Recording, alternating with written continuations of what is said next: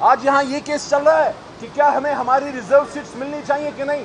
میرا تو مقدمہ دوسرا ہے. ریزرو سیٹس تو ہیں ہی ہماری ریزرو سیٹس آپ کسی اور کو کیسے دے سکتے ہیں؟ کیسے دے سکتے ہیں؟ یہ میرے بدن پہ میرا کوٹ ہے، یا یہ میرا ہے یا یہ کسی کا نہیں ہے. یہ کیسے ہو سکتا ہے کہ آپ میری چیز کسی اور کو دے دیں؟ آپ یہ فیصلہ کریں کہ مجھے ملے گا یا نہیں ملے گا، کسی اور کو کیسے؟ لیکن اصل تو مقدمہ یہ ہے کہ الیکشن سے پہلے پاکستان کی عوام کے چہرے سے ان کے چہرے سے وہ روشنی کھینچ لی گئی جب آپ نے ایک سب سے بڑی جماعت سے اس کا انتخابی نشان چھینا. مت بولیے کہ اس سے کچھ عرصہ پہلے آپ نے اس جماعت کو توڑا. مت بولیے کہ اس سے کچھ عرصہ پہلے ایک شخص کو اٹھایا گیا، اغوا کیا گیا، تھریٹ کیا گیا، بچوں کی دھمکیاں، کاروبار بند کرنے کی دھمکیاں، گھر توڑے گئے. کیا سب کی آنکھیں بند ہیں؟ کیا یہ نظر نہیں آتا کہ پچھلے سال سوا سال میں تحریک انصاف کے ساتھ کیا ہوا؟ کیا پاکستانی عوام کی ان کی خواہش کی کوئی حیثیت نہیں ہے؟ اس کا تو پھر مطلب یہ ہے کہ پاکستان میں مقبولیت معنی نہیں رکھتی. خدا نخواستہ قبولیت اہم چیز ہے. تو اگر یہ ہے تو پھر اس جمہوریت کا جو سارا ہم نے یہ بازار لگایا ہوا ہے اس کو بند کر دیں. پھر بند کر دیں. اگر عوام کی مرضی سے آپ نے حکومتیں نہیں بنانی اور عوام کی مرضی کو اس ملک پہ لاگو نہیں کرنا تو پھر یہ 40 ارب روپے کے الیکشن کے یہ نقصانات کیوں ہم کر رہے ہیں؟ یہ کیوں خرچے کر رہے ہیں؟ آج الیکشن کمیشن سے یہ سوال کرنے میں ہم حق بجانب ہیں کہ آپ نے تحریک انصاف سے اس کا جب انتخابی نشان چھینا، آپ نے اس ملک کے عوام سے ان کا بنیادی حق چھینا. اس لیے ہم آج سپریم کورٹ میں ہیں. ہم توقع رکھتے ہیں کہ ہم سے انصاف ہوگا، ہمیں ہمارا حق ملے گا. عمران خان صاحب نے جو سب سے بڑا کام ہے وہ کر گیا ہے. وہ اس قوم کا اس کی آنکھیں کھول گیا ہے. جو پردے پڑے ہوئے تھے سب کچھ صاف سامنے نظر آ رہا ہے.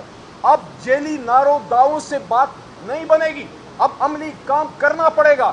یہ قوم اس ملک کو بہتر کرنا چاہتی ہے، لیکن جب آپ اس لیڈر کو اندر کر دیں جس کے لیے قوم کھڑی ہے تو پھر آپ بناوٹی لیڈرشپ سے آپ تاریخ اٹھا کے دیکھ لیں. سن 47 سے آج تک جب بھی آپ نے ڈرائنگ روم میں لیڈر بنایا وہ کچھ نہیں کر سکا. وہ پاکستان کو ڈبو گیا، کبھی توڑوا گیا، کبھی کچھ کر گیا، کبھی کچھ کر گیا.